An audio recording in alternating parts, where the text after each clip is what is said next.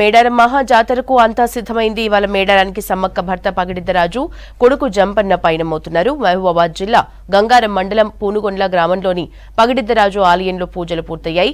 కాసేపట్లో గిరిజన సంప్రదాయాలు శివసత్తుల పూనకాల మధ్య పడిగే రూపంలో పగిడిద్దరాజును తీసుకుని అటవీ మార్గంలో కాలినడకన మేడారానికి బయలుదేరనున్నారు పూజారులు.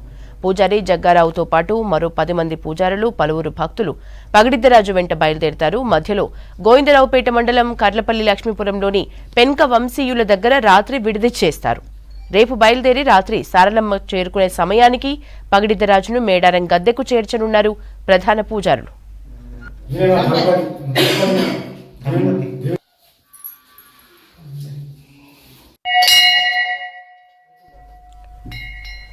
సమ్మక్క తనయుడు సారలమ్మ సోదరుడు అయిన జంపన్నను కన్నెపల్లి నుంచి పోలేబోయిన వంశస్థులు మేడారానికి తీసుకురానున్నారు. పూజారి పోలేబోయిన సత్యం, ఆయన కుటుంబ సభ్యులు, గ్రామస్తులు ఇవాళ సాయంత్రం 5 గంటలకు కన్నెపల్లి నుంచి బయలుదేరి రాత్రి 7 గంటలకు మేడారానికి చేరుకుంటారు. గిరిజన సంప్రదాయాలు పూజలతో జంపన్నను గద్దెపై ప్రతిష్ఠిస్తారు.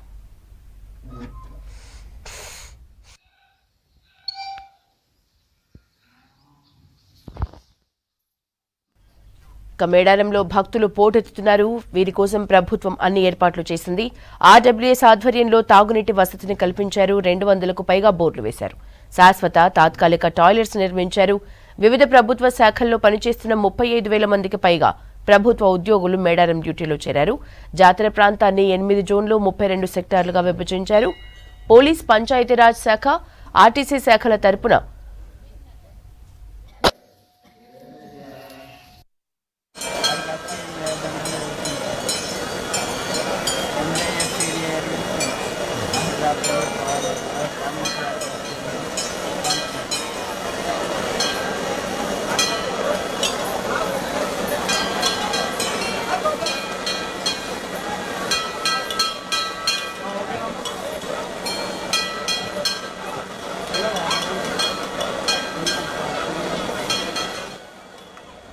జాతర ప్రాంతాన్ని 8 జోన్లు 32 సెక్టార్లుగా విభజించారు. పోలీస్, పంచాయతీరాజ్ శాఖ, ఆర్టీసీ శాఖల తరపున ఎక్కువ సంఖ్యలో ఉద్యోగులు డిప్యుటేషన్పై పనిచేయడానికి వచ్చారు.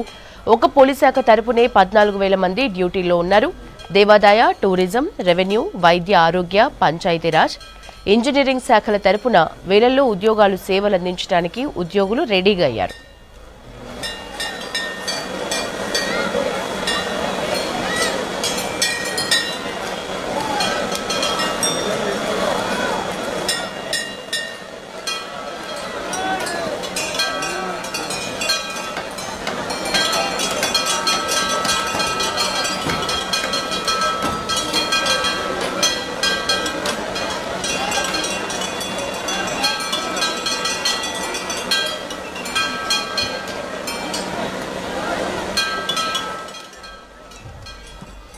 మేడారం సమ్మక్క సారక్క జాతర రేపటి నుంచి ప్రారంభం కానుంది. జాతరకు వచ్చే భక్తులకు అనారోగ్య సమస్యలకు ట్రీట్మెంట్ చేయడానికి ప్రత్యేక ఏర్పాట్లు చేశారు. భారీ సంఖ్యలో భక్తులు వస్తుండటంతో హెల్త్ క్యాంపును ఏర్పాటు చేశారు అధికారులు. మేడారం జాతరలో వైద్య ఆరోగ్య శాఖ అధికారుల ఏర్పాట్లపై మరింత సమాచారం షరీఫ్ అందిస్తారు. మేడారం జాతరలో ఎవరైనా భక్తులు అస్వస్థతకు గురైతే వెంటనే వాళ్ళకి ట్రీట్మెంట్ చేయడానికి కూడా వైద్య ఆరోగ్య శాఖ ఇప్పటికే అప్రమత్తమైంది. దానికి సంబంధించి మేడారం సమ్మక్క సారక్క గద్దెల పక్కనే మనకి ఈ రకంగా బెడెడ్స్కి సంబంధించినటువంటి ఒక హాస్పిటల్ కనిపిస్తోంది. ఇంతకు ముందే ఈ పెద్దావిడకి ఇంజురీ అయిన కారణంగా అక్కడ ఉన్నటువంటి రెస్క్యూ టీం వెంటనే ఇక్కడికి తీసుకొచ్చి వాళ్ళకి ఫస్ట్ ఎయిడ్ చేయడం జరిగింది. సరే మాట్లాడదాం, డాక్టర్స్ ఉన్నారు. సో రోజుకి ఎంతమంది వస్తారు? సో వాళ్ళు ఇక్కడ వరకు ఎట్లా తీసుకొస్తారు? ఏమన్నా దీనికి సంబంధించి సిస్టమ్ ఏమైనా ఉంది? ఎట్లా ఉంది? మాకు పెరిఫెరల్ క్యాంప్స్ ఉన్నాయండి. ఇది మెయిన్ టీటీడీ కళ్యాణ మండపంలో మెయిన్ క్యాంప్. అక్కడ నుంచి రెఫర్ అవుతూ ఉంటాయి ఇక్కడికి. ఇక్కడ నుంచి మేము ములుగుకి రెఫర్ చేస్తాము. మ్యాక్సిమం అందరికీ ఇక్కడనే ట్రీటబుల్ అయ్యే సిచ్యువేషన్స్ ఉంటే ఇక్కడే క్యూర్ చేసి పంపిస్తున్నాము.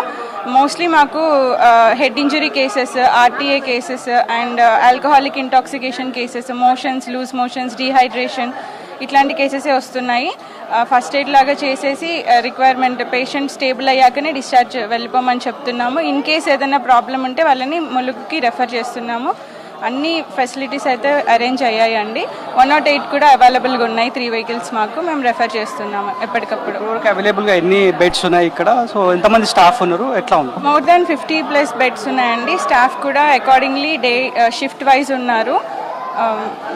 మినిమం మనకి 3-4 అవైలబుల్ డాక్టర్స్ ఉన్నారండి డైలీ.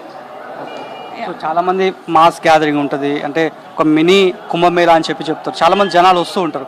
సో వాళ్ళకి ఎట్లా అవేర్నెస్ కల్పిస్తారు? చాలా మంది కంటామినేటెడ్ ఫుడ్ తీసుకున్నా కూడా, ఎక్కడ పడితే అక్కడ ఫుడ్ కన్జ్యూమ్ చేసినా కూడా మీకు ఇబ్బందులు అవుతాయి కదా. సో అట్లాంటి వాళ్ళకి ఏం మెసేజ్ ఇస్తారు డాక్టర్స్? ఇది ప్రీ జాతర పోస్ట్ జాతరలో ఇట్లాంటి ప్రికాషన్స్ తీసుకోగలుగుతాం, కానీ జాతర టైంలో అయితే కొంచెం ఎవరు మన మాట వినరు. చాలా దూరం నుంచి వేరే స్టేట్స్ నుంచి వస్తారు, లాంగ్వేజ్ బ్యారియర్ ఉంటుంది. ఉన్నప్పటికీ కూడా మేము ఎక్స్ప్లెయిన్ చేస్తూనే ఉంటాము. మేము దీనికి ప్రికాషన్స్ ప్రీ జాతరలోనే తీసుకున్నామండి, regarding the sanitation and all, అందరికీ అవేర్నెస్ కల్పించటం. సో ఎట్లా ఉంది మానిటరింగ్? ఎట్లా ఉంది మీ హైర్ అఫీషియల్స్ కావచ్చు, ఎట్లా ఉంది మెడిసిన్ కావచ్చు? మెడిసిన్ అంతా స్టాక్ అవైలబుల్ ఉందండి, మీరు అటు చూసుకోవచ్చు. అండ్ అది ఇంజెక్షన్ సెంటర్, ఎమర్జెన్సీగా మెడిసిన్స్ లోడ్ చేయడానికి. అండ్ బెడ్స్ అన్నీ అవైలబుల్గా ఉన్నాయి, డ్రగ్స్ కూడా అవైలబుల్గా ఉన్నాయి, స్టాఫ్ అవైలబుల్గా ఉంది. అండ్ యావరేజ్ పర్ డే ఎంతమంది వస్తారు ఈ మహాజాతర? 350 to 400 కేసెస్ వస్తున్నాయండి. మాకు 50 to 80 కేసెస్ వరకు ఇన్ పేషెంట్స్ ఉంటున్నారు, అంటే అడ్మిట్ చేసుకునే కేసెస్ అంత వస్తున్నాయి. ఓపీ బేస్డ్గా అయితే 300 to 400 వస్తున్నాయి.